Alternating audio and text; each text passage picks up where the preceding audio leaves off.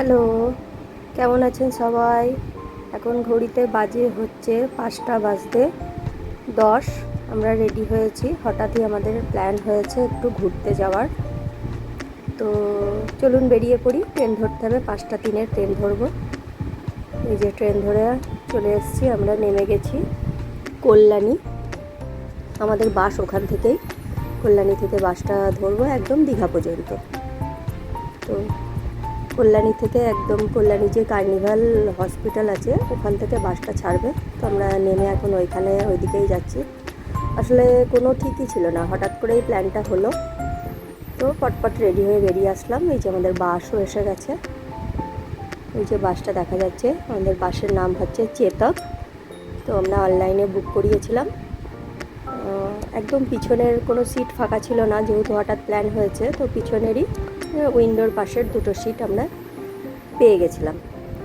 এই যে আমি আর আমার হাজব্যান্ড রয়েছি, আর আমার 2 ছেলে হচ্ছে অন্য কলকাতার থেকে দুটো, মানে ওরা দুজন যাচ্ছে আর অন্য একটা বাসে করে, কারণ এই বাসে আর সিট ফাঁকা ছিল না। তো যথারীতি 5টা 50 টাইম দিয়েছিল বাস ছাড়ার, সেই মতন বাসটা ছেড়ে দিয়েছে। চলুন সাইড ভিউ করতে করতে যাই তাহলে। আর হ্যাঁ, বোনেরা যাচ্ছে আমাদের সাথে, আমার বোনেরাও যাচ্ছে। বোনেরা যাচ্ছে ওদের প্রাইভেট গাড়ি করে, আর বোনের মামা শ্বশুররা যাচ্ছে ওদের প্রাইভেট গাড়ি করে। বাস থেকে নেমে আমরা আবার টোটো ধরলাম হোটেলের উদ্দেশ্যে। তো আমাদের হোটেলটা হচ্ছে নিউ দীঘায় বিপি ইন্টারন্যাশনাল আমাদের হোটেলের নাম। তো দুপুরবেলায় এসে আবার মানে ওখান থেকে আসার পরে রেস্ট করে, খাওয়া দাওয়া করে রেস্ট করে বিকালে আবার বেরিয়েছি দীঘার মেন যেটা উদ্দেশ্য, জগন্নাথ টেম্পল দেখার জন্যে। তো জগন্নাথ মন্দিরের উদ্দেশ্যেই সবাই বার হয়েছি, ফ্যামিলি শুদ্ধ। এই যে বোনের ছেলে, আমার হাজব্যান্ড, আর সামনে আর একটা টোটোতে বোনের মামা শ্বশুর মামিমা ওরা এসছে। তো এসে দেখি এখানে লাইন লেগেছে।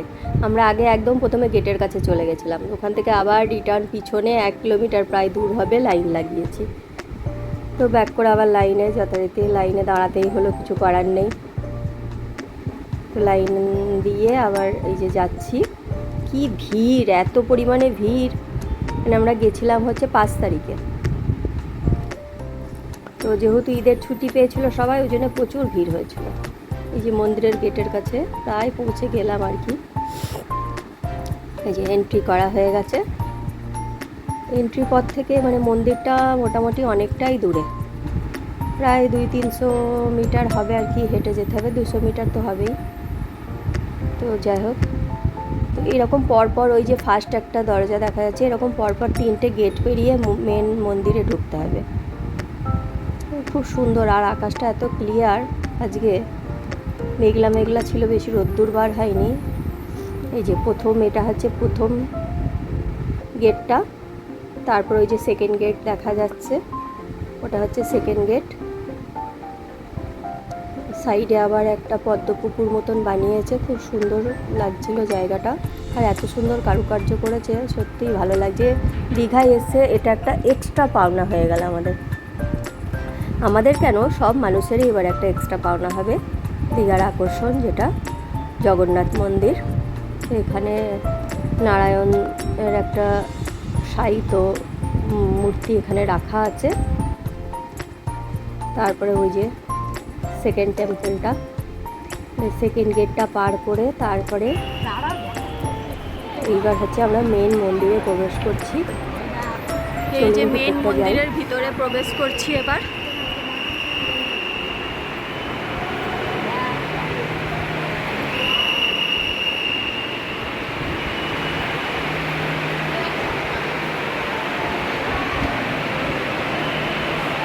মোটামুটি সুন্দর কারুকার্য করে বানিয়েছে, যথেষ্ট মানে চেষ্টা করেছে ভালো করার। তো অবভিয়াসলি পুরীর মন্দিরই থাকবে, কিন্তু এটাও ভালো করেছে। ওই যে দূর থেকে দেখা যাচ্ছে এত ভিড় সামনে, ফোন ক্লোজ করে করে আমাকে মানে অত দূর পৌঁছানো তো মুশকিলই হচ্ছে না, ভিড় ঠেলে। দেখা যাক কত দূর যেতে পারি।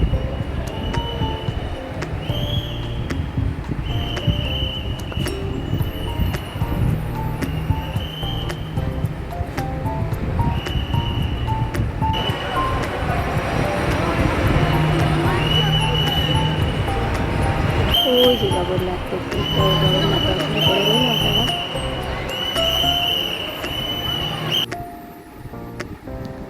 এই যে এখন সন্ধ্যা হয়ে গেছে, লাইট জ্বালিয়ে দিয়েছে। লাইট জ্বালানোর পরে তো হেভি লাগছে সত্যি কথা। আর চাঁদটা ঠিক মন্দিরের চূড়োর উপরে দেখা যাচ্ছে। আমার ক্যামেরায় পুরো সুন্দর, মানে ফোনটায় একদম মানে ধরা পড়ে গেছে। ভালো লাগছে বেশ দেখতে। চারিদিক লাইট জ্বালিয়ে দিয়েছে।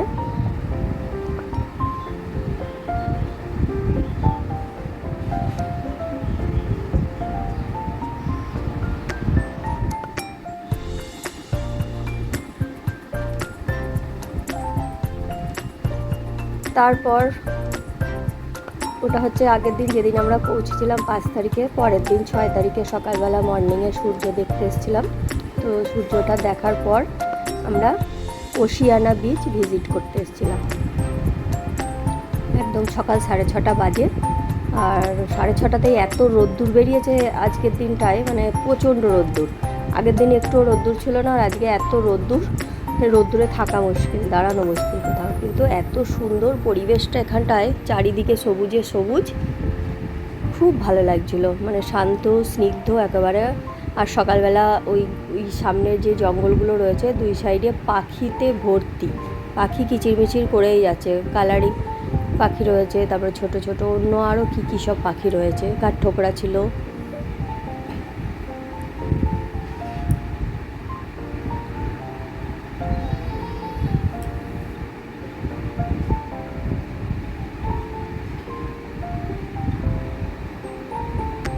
এই যে এই দুই সাইডের জঙ্গলের কথাটা বলছিলাম, এই দুই সাইডে ঝাউ বাগানের মধ্যে এত পাখি, আর এত ভালো লাগছিল দুই দিকটা।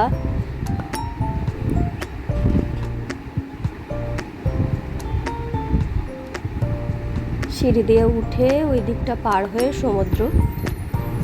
এখানকার ঝাউ গাছের পাতাগুলো না একটু অন্য ধরনের, মানে আমাদের এখানে যেমন চ্যাপ্টা চ্যাপ্টা হয়, ওখানে কেমন সরু সরু লম্বা লম্বা, দেখতে খুব ভালো লাগছিল ঝাউ গাছগুলো।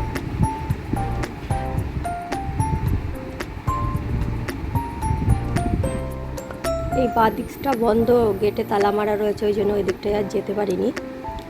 তো ডান দিকটায় আমরা একটু ঘুরে এসেছিলাম, গিয়েছিলাম ওই মাঠ জঙ্গলগুলোর মধ্যে গাছের ভিতর দিয়ে।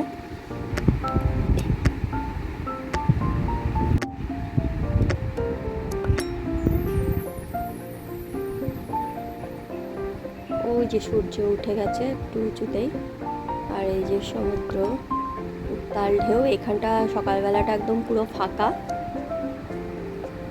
তারপর সেই দিনই আবার সন্ধ্যাবেলা আমরা ভিজিট করেছিলাম ঢেউসাগর পার্ক।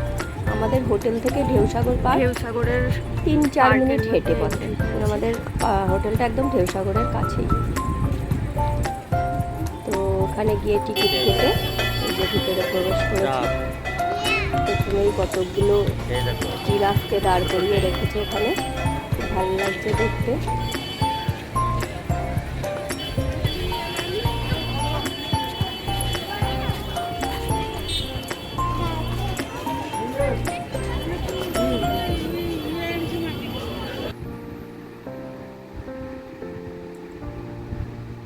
এই যে আমার বোনের ছোট ছেলে, আমার ছোট ছেলে। বোনের ছোট ছেলে আমার ছোট ছেলেটাকে খুব ভালোবাসে, ওর হাত ধরেই যাবে, ওর মায়ের হাত ধরবে না। ওর মা তাই জন্য বলছে দেখো আমার হাত ধরবে না, ওর হাত ধরে যাবে। বাঁ দিকে একটা ঝিল মতন আছে ছোট, ওখানে সবাই প্যাডেল যে বোটগুলো হয় ওই যে সবাই বোটিং করছে। আর সাইডে একটা বড় লঞ্চ টাইপেরও রাখা আছে, কেউ যেতে চাইলে টিকিট করে ঘুরতে পারবে।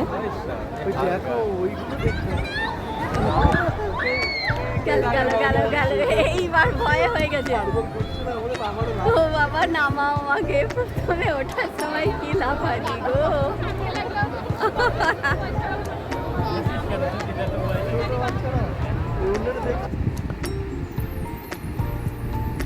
তারপরে এটা ভিতরের পার্কের সুন্দর আর্চ করে করে করা আছে, একটা সমুদ্রের দিকে যাওয়ার সাইডটা রাস্তাটা।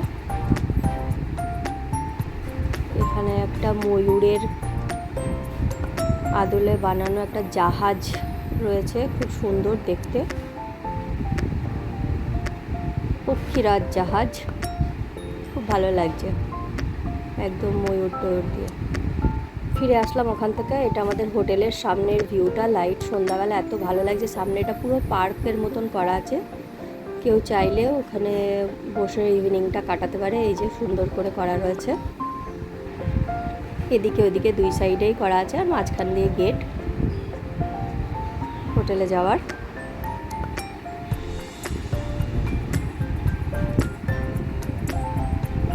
ইভিনিংটা এখানেও খুব ভালো লাগছিল। এবার ফেরার পালা। ওই যে আমাদের বাস, রায়পুর ক্রুজ, খুব ভালো বাস, টয়লেট আছে, প্যান্ট্রি ফ্যাসিলিটি আছে, অনলাইনে বুক করিয়েছিলাম, নিঃসন্দেহে আপনারাও ওটা করতে পারেন। তো চলুন এবার ফেরার পালা। টাটা, সবাই ভালো থাকবেন, সুস্থ থাকবেন, নমস্কার।